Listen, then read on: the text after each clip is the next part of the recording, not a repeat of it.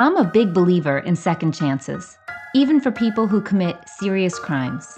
Who deserves a second chance? Who gets one? And who decides? I'm Jessica Henry, and I'll be your host of Just Justice. I'm a former public defender, a professor of justice studies, and an award-winning author. And I'm excited for us to find new ways to put justice back into our criminal legal system.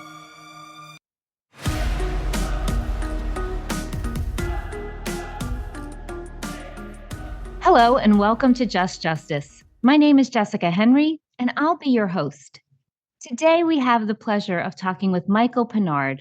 Michael is a professor of law at the University of Maryland, the faculty director of the Gibson-Banks Center for Race and the Law, and the director of the Clinical Law Program.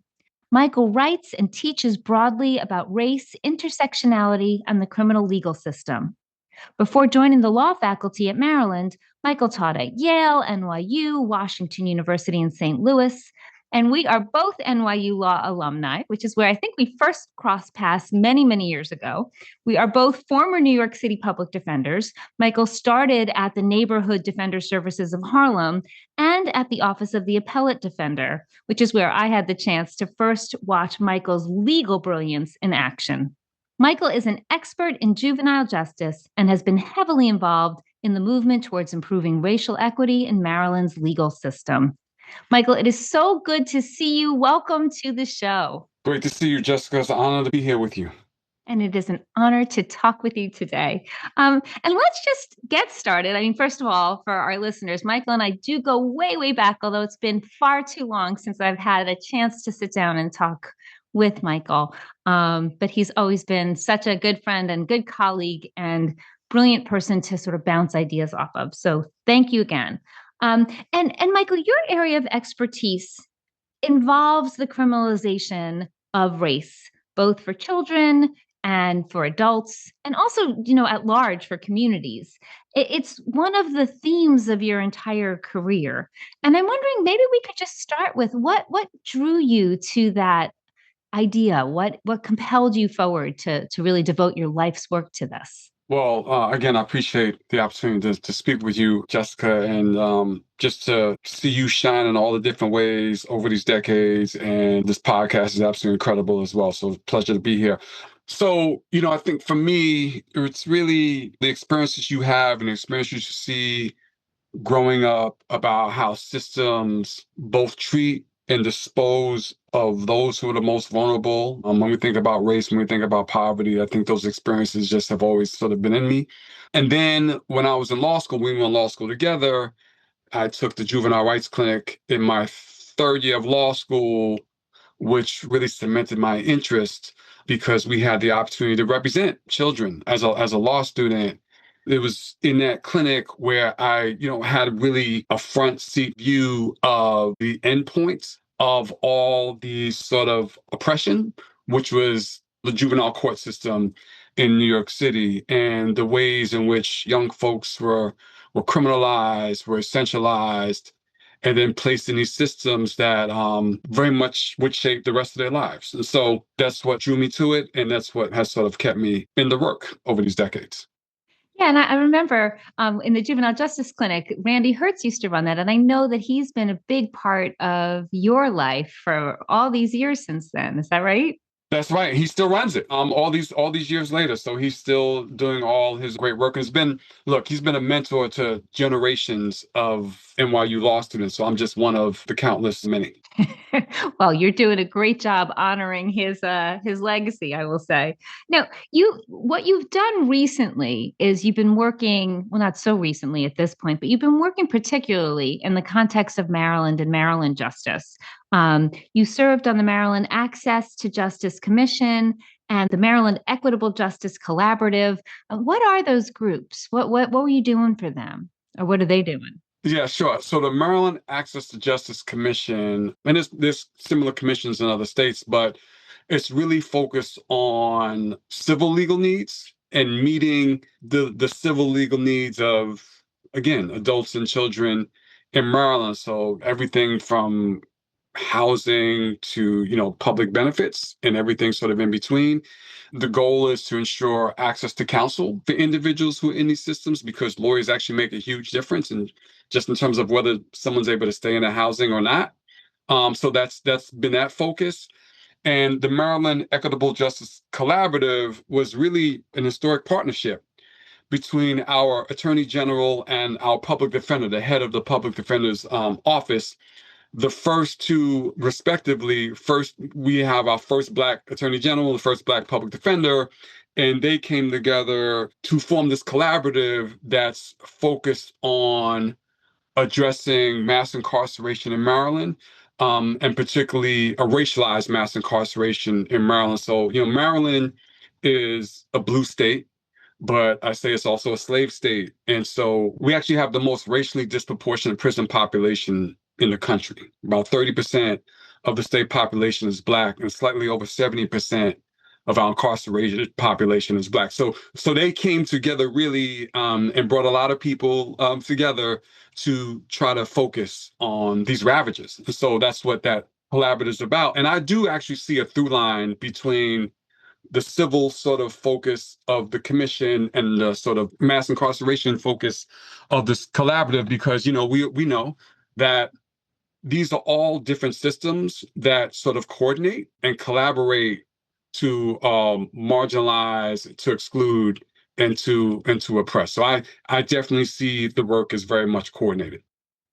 Oh, yeah. And I mean, I think, and we'll get into this in a little bit, but when we even think about the cycles of incarceration and, how this podcast is about second chances, but many people push back on that term. They say people didn't get a first chance because of these systems of oppression, Right. and exclusion. And then, of course, when folks are released from prison, for not the people serving life sentences, but people who are serving shorter terms, they come out and the reentry process is so laden with obstacles, right? And it's also funny. You just said Maryland's a blue state, but we have this unbelievable disparate criminal legal system. Right. New Jersey is ranked fourth, and we're a blue That's right. state. Yeah, so Wow. it's not necessarily who you think, which states you think are doing what, when it comes to race and the criminal legal system. So Absolutely. it's a fascinating and disturbing sort of thing to think about. And in your work, so you've been doing these things, and you've specifically been looking at Maryland's juvenile justice system and the racial disparities that exist there. And I really would like you to walk us through. Now, I know there's been some reform, so we can get into that too, but Maryland was this outlier when it came to the way that it treated children who were accused of committing offenses. And I'm wondering if you could just sort of set the stage for us, like what was going on in Maryland? How did kids wind up in adult courts being, charged with adult crimes? Can you tell us about it? Sure. Well, I think I can give you sort of a snippet of the history, and we have to go back to look. We can go all the way back, but for purposes of this podcast, let's just go back to the 1990s. And Maryland, I don't think was any different than many states, where you sort of caught up in the what they call the quote unquote, sort of super predator hype, if you will. I mean, I say hype because we know that sort of it's a myth. But in the 1990s, Maryland expanded the number of offenses for which children can be automatically charged um, as adults. And so today we have children in our state as young as 14 can be automatically charged in adult court for 33 offenses. So it's really an expansive list. And yes, other states, there are actually some states that automatically prosecute as adults, but those states that do, it's not 33 offenses. Michael, I'm Yeah, going to interrupt you just for yep, 1 second, because I want to make sure that lay people who aren't lawyers listening sure, to this know what you mean. When you say automatically sure. charge them, what do you mean? That means your case starts in adult court. So you never get a chance to be in juvenile court. Like even if you're 14, if you commit one of those 33 offenses, your case starts in adult court. Right. And alleged to commit it, right? So you start, so when I say automatically, you could start in adult court. Um, that doesn't mean you stay in adult court, right? And that's the other sort of fascinating wrinkle here. So it doesn't mean you stay in adult court. There is a process in which the child can request a waiver down to youth court. And actually, sort of at the end of these cases, about 46% of these cases actually ultimately transferred to juvenile court, to youth court, over the course of time. But first of all, we have 33 offenses, which is a whole lot of offenses that automatically place children in adult court. Some of those children will stay in adult court.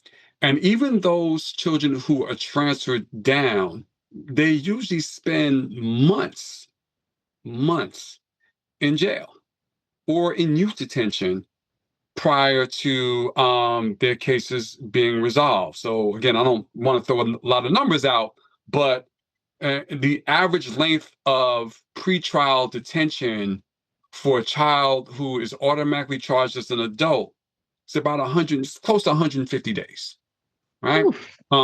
Whereas children who start in youth court, juvenile court, for those who are detained prior to their cases being resolved, the average stay is 27 days. And when you say they're being held for 150 days, are they all being held in a youth facility, or some of them are being held in an adult jail? Both. So that some of them, many are in a youth facility. Some others are in a jail, sort of in a separate wing of the jail, but yet they are exposed to that environment. And just think about what 150 days of missed school looks like, or Mhm. 150 days sort of in a predatory environment looks like. Think about the lack of services that are not afforded to them, and just think about the trauma of really any incarceration, but particularly that length of incarceration, and then think about the fears and the traumas that their families then live with as well. And again, one of the and we know that we say the same things. And when we talk about reentry, these are conditions and issues that live with them for the rest of their lives. That very much can steer the direction of the rest of their lives. And so these are truly, we call these really fork in the road moments. But yeah, we are talking about on average around 150 days in detention prior to their cases being disposed of. Right, and of those, you were saying, like, about 40 something percent get knocked back to juvenile court anyway, but the damage has been done, right? Because Correct. how do you sort of, for kids, particularly for kids who are getting swept up in the system, many of those children are coming from environments where there is instability, and then to remove them from a school setting and then say, "Well, now you can go back." It's kind of, the ship has sailed. And so that's really powerful and Right. difficult. And that's what, the literature will tell you that, right? Children who are, particularly for children who are charged as adults, we know the data show that the life outcomes are exponentially worse. So again, Yeah. 1990s, we sort of expand the net, if you will, and then over the past couple of years, just in Maryland, again, we really these sort of shifting winds, if you will. So 2022, really just 3 years ago, we passed a law in Maryland that prevents children younger than 13 years of age from being charged with a range of offenses. Really, just to sort of make things simple, essentially creates a sort of minimum threshold of criminality, if you will, well, criminalization rather, at 13. Um, that was 2022. That sort of bill that became a law was the result of a years long study by a commission of experts from youth behavioral and legal experts to researchers to youth representatives, etc. That's 2022. Then just 2 years later, right, we have this intense media focus in Maryland on quote unquote children who are quote unquote out of control. Um, this sort of media narrative really sort of impacted our legislature. Um, and as a result, we had had a bill that became law that brings 10 to 12-year-olds back into court, that they could be referred to the youth court system for an expanded list of nonviolent offenses, and also lengthens probation. Um, and it's really, again, and look, Maryland is no different than other states where we just have these sort of narratives that are out there that, at least in my opinion, are not really steeped in fact. So, for instance, this whole notion that in Baltimore, I'll give you an example, that children, that these young folks are sort of running the streets, creating all types of crimes. Children comprise 5% of the arrests in Baltimore City. 5%. But yet, those are the headlines that we see. Those are the talking points that we see. And that's what the power brokers run with. And as a result, we have laws and systems that again really crash down on the lives of our young folks. So in 2024, they allowed 10-year-olds to be brought into the juvenile justice system. Was there a minimum age before this new law? Well, it had been bumped up to 13 years of age. I see. And then they Right. So reduced yeah, it back down to 10. yeah, right. Yep, yep. Mm. Now, just to stay on this juvenile system, so there's this auto charging thing that allows children. I know that it used to be, I think that's been changed now, but it used to be children as young as 14 years old to be brought into the system. It's 16 now, is that right? There was a No, it's still 14. I thought there was a reform. Okay, so Oh, 14. 14 to be brought auto charged. And then there's also a process of juvenile waiver. Could you just briefly, not the reverse waiver that we were just talking about when kids start in adult court and then get waived back but when kids actually start in the juvenile justice system, but then they're waived into adult court. What's that all about? So right, we have a law where a child's case that begins in youth court can be waived up to adult court if the court finds that their child is sort of quote unfit for juvenile rehabilitative services. So that's really the law, right? That is, the judge would have to find that this particular child would not benefit from, be amenable to, be responsive to, would benefit from the services that the youth legal system could offer. So in Maryland, we have this system where lots of children seem to be able to be treated as adults in the criminal legal system. And what are we seeing about race in that context, if you know? Sure. Well, I think we are seeing what many of us would expect to see who've been doing work in the criminal and youth legal system, right, for these decades. And so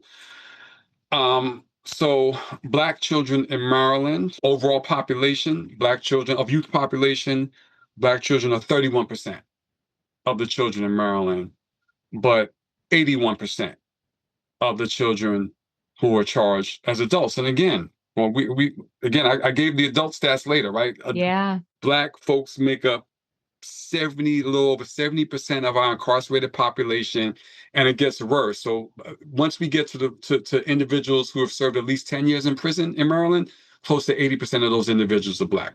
So correlates with the Yeah. criminalization of our children, particularly for children who are charged as adults. So yeah, so 81% of the children charged as adults in Maryland are Black. So Black children are 7 times more likely to be charged as an adult than a white peers in Maryland.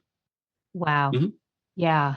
I mean, that's just stunning. That's a stunning statistic.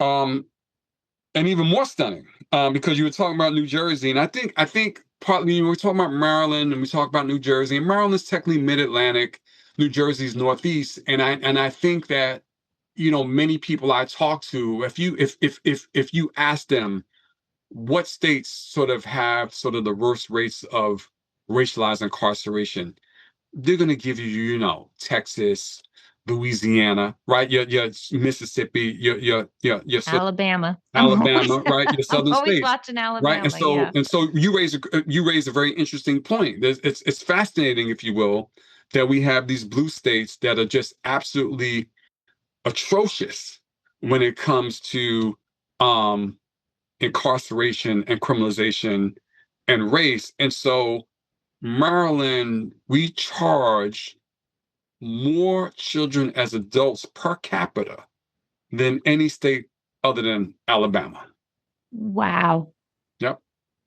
I mean, that's shocking. And it's not something you'd expect, but there it is. And so it's so important that because I feel like Maryland, what I was going to say is it's so important that Maryland is taking a look at some of these things. Right. And it has been in certain respects, but it sounds like it's two steps forward, one step back. Because, another good law, I guess, that was passed, although you'll tell me what you think about it, is the Juvenile Restoration Act. Sure. Maybe you can tell us a little bit about that and how that plays into this sort of overall landscape. Sure. So this law that passed in 2021. Again, this is a law that's trying to address some components of mass incarceration in Maryland, and particularly the mass incarceration of individuals who committed their criminal offenses when they were children. So the JRA is what we call it in Maryland. Um, the law allows an individual um, who's been incarcerated for at least 20 years for a crime that they committed as a child, okay, to go back in court on a motion to seek a resentencing, right? In light of, the fact that they were a child when they committed their offense, in light of their rehabilitation and transformation over their at least 20 years in prison, and in light of whatever reentry plan they've been able to put together. So it allows individuals to go back in court, allows for a judge to sort of look at who they were, who they are, all their accomplishments, and if the judge believes it's in the interest of the community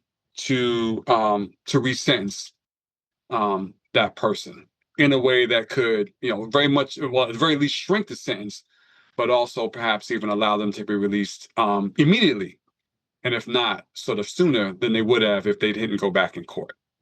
So certainly, is a positive step.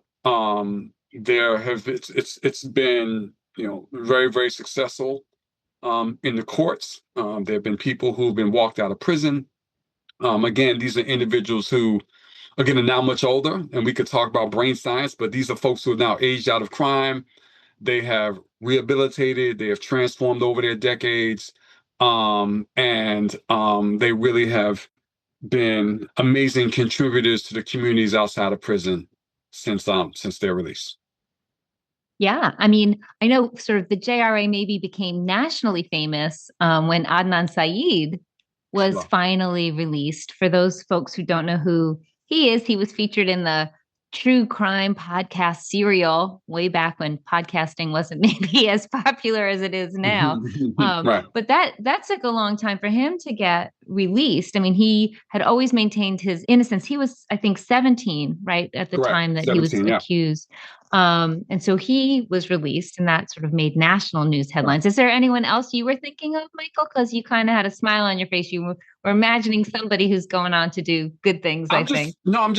I couldn't give you, it'd be names that you wouldn't know, but just the folks who, you have the privilege of meeting, the honor of working with. You have friends who are attorneys who are representing these great folks, so you also hear about all their great work. And so several of these individuals post-release have gone back to become leaders sort of in the advocacy community, right? They're sitting at the front of the table for any kind of legislation that's seeking to ease sort of the pressure and the oppression, if you will, of our sort of carceral state. So just many folks who are sort of not known nationally, but whose work is incredibly impactful.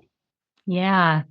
And it is a cool thing, but what was interesting to me about the passage of the JRA, which you said I think was 21, was Maryland was kind of late to the party. I mean, it was like the 25th state that enacted this law, Right. Sure. which is also telling, right? I mean, it's part and parcel of this conversation that Maryland's been a little bit foot dragging when it comes to fixing some of its injustices. It's been a slow road, and Yeah. it continues to be a slow road. And just what you said before, right? The sort of two steps up, two steps forward, two steps back. But I think well, certainly it's true in Maryland, and what sort of the experts will say, the legislative experts will say, is that it can take many years. It could take decades. We So Maryland, a couple years ago, we removed the governor from all aspects of our parole process. Maryland had been, I think, one of three states left where the governor had the final say in whether or not a person serving a life sentence would be paroled. Um, that was an effort that literally took decades. So you're right in your observation in that regard. At least I agree with you. Yeah, it's interesting. I'd love to talk more about that parole thing, but let's just stay in our wheelhouse for Sure. now, and then we could go back in. Um, Maryland also sort of, I think, made headlines recently, or at least headlines in my little world, where I'm looking up and thinking about second chances. I know Governor Wes Moore, he's been an advocate for some of these changes, and I know he recently signed into law the Maryland Second Look Act. Correct. And I'm wondering, can you tell us about that and what your thoughts are about it? Sure. So what the Second Look Act does, it essentially extends the JRA, the Juvenile Restoration Act, to, again, the JRA, individuals who are under 18 years of age. Second Look Act really focuses on quote unquote emerging adults, right? Individuals who are 18 to 25 years of age. Okay.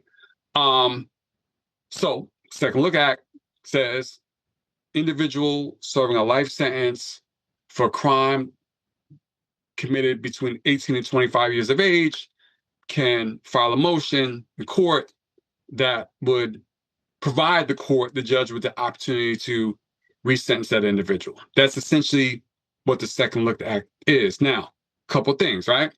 Number one is 18 to 25, right? So if you're over 25 years of age, you don't benefit from the Second Look Act, right? That's number one. Number two is the Second Look Act does not apply to individuals incarcerated for a sex offense. And number three is the Second Look Act does not apply to individuals who are serving an LWOP, life without parole sentence. So, um, so there are many people who are thankful, right, that more people now will benefit from the opportunity to have a resentencing that would allow for release, either immediately at some point in their lives, but certainly disappointed um, by the lines that were drawn um, in the ways that I just explained to you, right? So, Yeah, yeah, and it's so, what's so interesting about the emerging adult literature, the emerging yes, adult, our understanding. I mean, it's really important, right? So this idea that 18 is this arbitrary cutoff. And so the expansion of a second look, with being supported by the neuroscience that says brain development isn't sort of done until 25 and change, is really helpful. But I think in Maryland, it's so interesting that this law gets passed recently in 2025. But in the meantime, as you just mentioned, the year prior, they're letting 10-year-olds get pulled into the legal system. And so it's almost like a complete disconnect. On the one hand, we've got this neuroscience, this heavy neuroscience that says brain development is this ongoing thing. Children are different than emerging adolescents, who are different than emerging adults, who are different than adults. And then you've got right. 10-year-olds still being pulled into court. And it's also the same for, to your point, the children who are automatically charged as adults. Same brain science applies. And I would say it's also, the same brain science that applies to a person within sort of that cohort we just talked about, up to 25, who actually commits a crime that results in a life without parole sentence, right? At some point, right, based on brain science, right, their brains change. They sort of age out of crime. They also rehabilitate and transform and have really truly been model sort of citizens, if you will, um, of the carceral state. That's really what it is, who have done all these amazing things as well. And this law says, we're not talking to you, right? We're ignoring you. You will die in prison. Right. And I mean, the cruel irony is that while all of any second look law is better than no second look law, Sure. the second look laws that have carve outs, right? Like carve outs saying you were excluding the LWOP, the life without parole population, or the sex offender Right. population. Right. Um, in some ways, it swallows the rule whole because most of the sort of the heavy hitters, the folks who are serving the most serious amounts of time, those are usually the folks who would most benefit from a second look law. If we try to sort of thread a needle between everything we just talked about, whether it's Hmm. automatically prosecuting children as adults, whether it's, these carve outs, really what we're talking about is not treating people as individuals, or only sort of saying, these subset of people we'll look at as individuals. Everybody else, we're going to sort of look at a mass of people. And we don't really sort of care about your individual stories, your individual circumstances. And sort of what's more important is we just sort of essentialize and punish. And so I just think that's a big part of it. And certainly in sort of our advocacy space, what we at the Gibson-Banks Center for Race and Law have been trying to say, as well as many others, particularly for children, is what seems to be lost in a lot of the debate and a lot of the sort of hyperbole is that, children are children. Hmm. And that's something that I have seen sort of missing from just a lot of the framing, if you will, that children are children. And we all know, right? Just from having the privilege of having a good education, of having individuals and families who've supported us on our journey. And even if we didn't have family, there are people who have supported us, right? I mean, we wouldn't be where we are without the support. And having children ourselves, there's quite sort of a disconnect between being afforded opportunity and, to your point that you raised earlier, between not having sort of the luck of sort of full support and opportunity, and having others sort of see and appreciate sort of your value even on your worst days. Hmm. Um, and as a result, we have these systems that truly just don't care about you as an individual, don't care about your individual stories, right? And sort of see punishment as a way to sort of, like, extreme punishment as a way to sort of respond. And we all know that these punishments are incredibly counterproductive. So I know I babbled a bit there, but I don't know. To me, that's No, just a it's really so important point that important. we don't see these folks Yeah. as individuals. No, and particularly in a state like Maryland, where we see such racial disparities, right? When you're talking about we don't see people as individuals, and we're Hmm. talking about particularly that life without parole population, Hmm. there is a huge statement about race and people who are going to be contained in prison forever Right. without that benefit of an individual re-examination, without the opportunity to say, like, hey, look, I might have done this thing when I was 18 or 17 that landed me, or 21 that landed me in prison for the rest of my life, but look at what I've done and look at who I am now. Right. Yeah. 100%. And so, and that also says much about us, about us as a society, as a state, as a country as well, that this sort of lack of empathy, just lack of just humanity. I mean, I think to me, that's the sort of perfect way to sort of describe it. Like this other sort of lack of humanity in which we don't recognize the humanity of so many. And I think what we're talking about is sort of the extreme of it, like extreme examples. But we see lack of humanity, and again, I try to draw these different sort of systems together. At least in my work, in school discipline. Hmm. Again, the connections between school discipline and the youth legal system and the criminal legal system, where children in our schools, particularly Black students and Latinx students and indigenous students across this country, all disproportionately, and Black girls as well, who are face the most sort of severe consequences of punishment in schools, right? And so again, this sort of lack of humanity, it's not just in our criminal legal system. Like that's where we sort of see it sort of metastasized, if you will. But it, for me, it really begins with these other systems, again, of exclusion, of push out. And from at least in my work, I see it a lot sort of in our schools as well. So yeah. Yeah. I mean, sure. Whether it's expulsion or suspension Hmm. or all the things that derail Right. that positive focus and that create exclusions. And Michael, I know that you sort of early in your work, you were working on the issue of prisoner reentry. Right. And the reason I want to bring that up is because that's also sort of highlights how we treat people, a lack of humanity. And I'm just wondering if you could, Sure. in this conversation about second chances, right? When Mhm. people are given an opportunity to return to society, there are also all these barriers to reentry, to becoming members of society once again. Could you talk a little bit about that? And I think that sort of brings us full circle. Sure. I mean, I think we could think about sort of all the legal hurdles that individuals face, when either they're leaving court after they've pled guilty, or they're leaving prison after a term of incarceration, whether it's, legal barriers to housing, to employment, to, civic inclusion, to, any kind of public benefits, you could name it.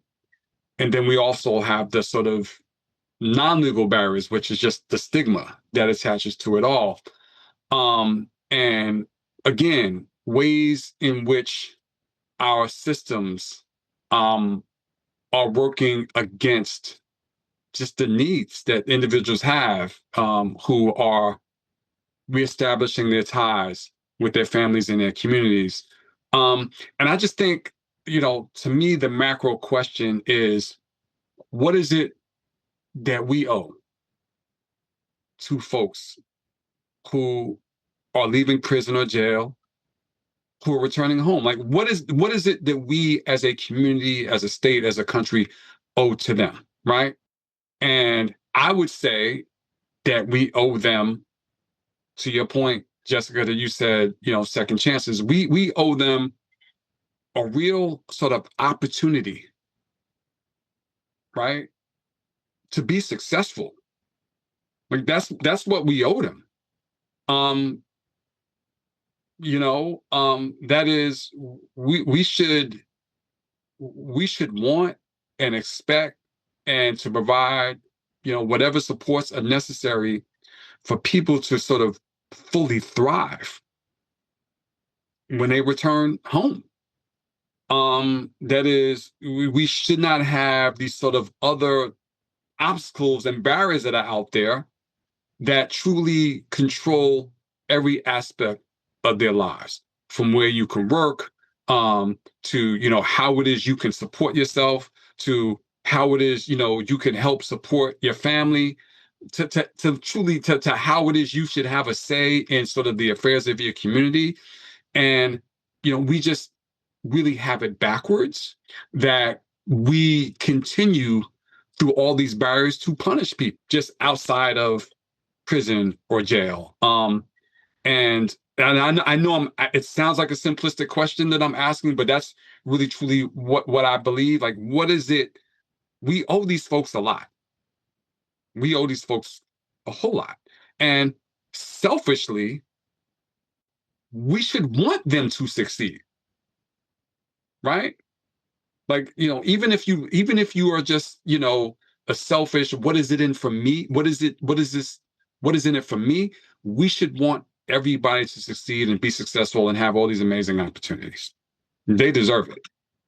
Well, right. And I mean, well, one question I want to ask you is you keep saying we owe people. And I think there are people listening to be like, are you kidding? These folks broke the law. We don't owe them anything. How would you answer that? Well, first of all, for the folks who are leaving prison or jail or our court systems, I'm going to say the whole thing. Like, they've served their time. They have paid their debts to us all. That's number one.